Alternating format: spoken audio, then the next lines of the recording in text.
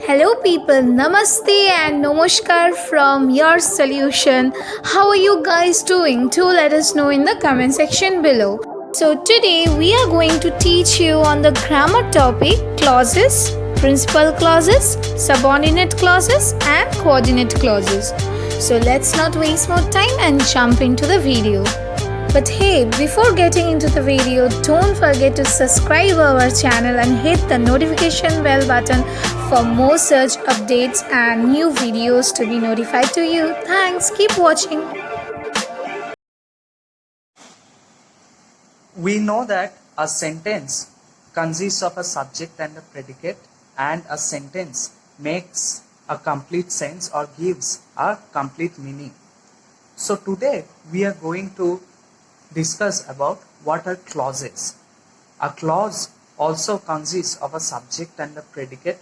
So what is the difference between a sentence and a clause? Let us see.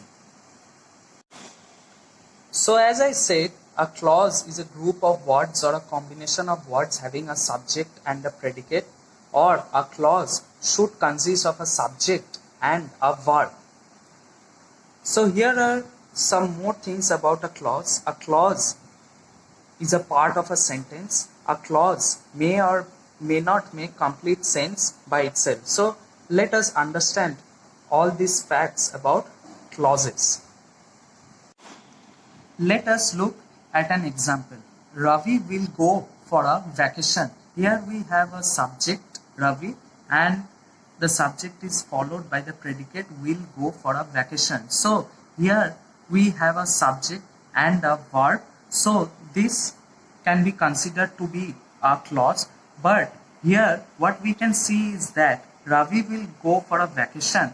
This clause, which is consisting of a subject and a verb, or rather a complete predicate, this clause is making complete sense. So we can use this clause independently as a sentence because it is making complete sense. What I told, that a sentence is a group of words making complete sense. So here this group of words are making complete sense and it is consisting of a subject and a predicate. So this sentence may also be called a independent or principal or a main clause. Now suppose I add Ravi will go for a vacation. With this sentence I am adding after his examination ends.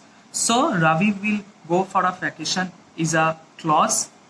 After his examination ends is another clause. So both these clauses are forming a larger sentence. But here after his examination ends, is this clause making complete sense? No, we cannot use this clause independently. It has no meaning of its own after his examination ends. It is giving more information about the main clause, but it cannot be used as an independent sentence. So such sentences which cannot be used independently, or those which are dependent on the principal clauses for its meaning, are known as the dependent or subordinate clauses. So a principal clause or independent clause or main clause makes complete sense by itself. It can stand alone. It can be treated as one complete sentence because it consists of a subject and a predicate, and it makes complete sense or gives a full meaning. A principal clause, as I have shown in the example, can be considered to be a complete sentence.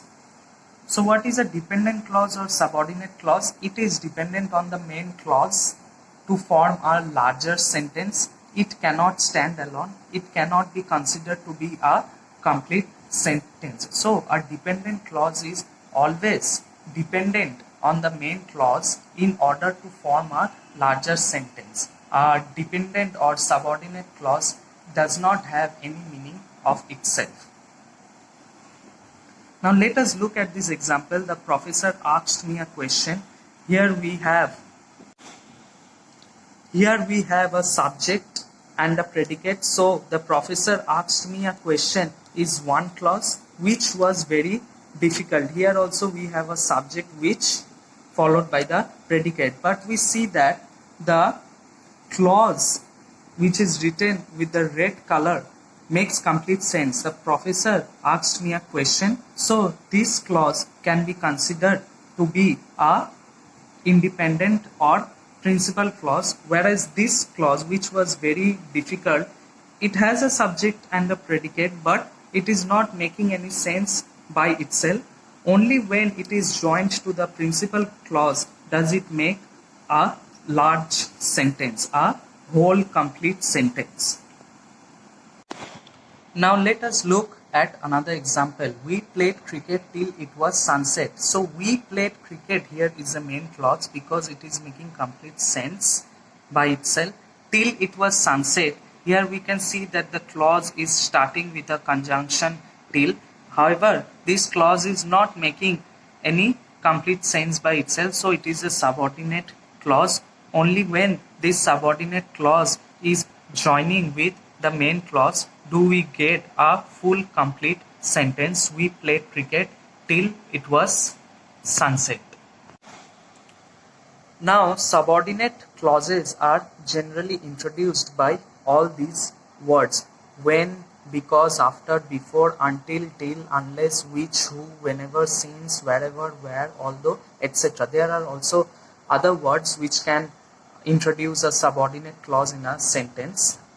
And one more thing which we need to note down is that when a subordinate clause is used in front of a main clause, or when a subordinate clause is starting a sentence, a comma is placed at the end of the subordinate clause. Here we can see that although he felt terribly sick, the subordinate clause, although he felt terribly sick, is being followed by a comma, and then the main clause, he went to attend the classes.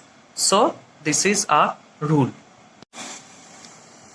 Now let us look at this example. I play cricket and Sham plays soccer.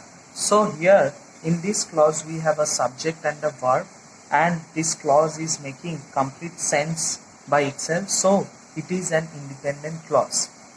And here also Sham plays soccer, we have a subject and a verb, and this sentence here, Sham plays soccer, is making complete sense. So this is also an independent clause. And what we can see that these two independent clauses are being joined by a coordinating conjunction and. So such clauses are known as coordinate clauses. Similarly, in this example, my sister likes homemade food, but I like fast food. The two clauses are independent clauses and they are joined by a coordinating conjunction. Hence, they are known as coordinate clauses. The coordinating conjunctions are and, but, or, for, yet, so, etc.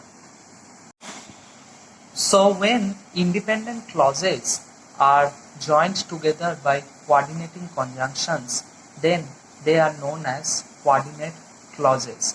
The independent clauses in the sentence do not depend on the other clauses in order to get a meaning of their own. One more thing which I need to add is that both these clauses are of equal status in the sentence. That is, they are of equal importance in the sentence in both these examples, and they are joined by coordinating conjunctions. Here in this sentence I should mention what are the subjects and the predicates. In this clause, Ravi is the subject followed by the predicate, will go for a vacation, and in this subordinate clause his examination is the subject and aims is the predicate. So this clause is dependent on the principal clause in order to make a whole complete sentence.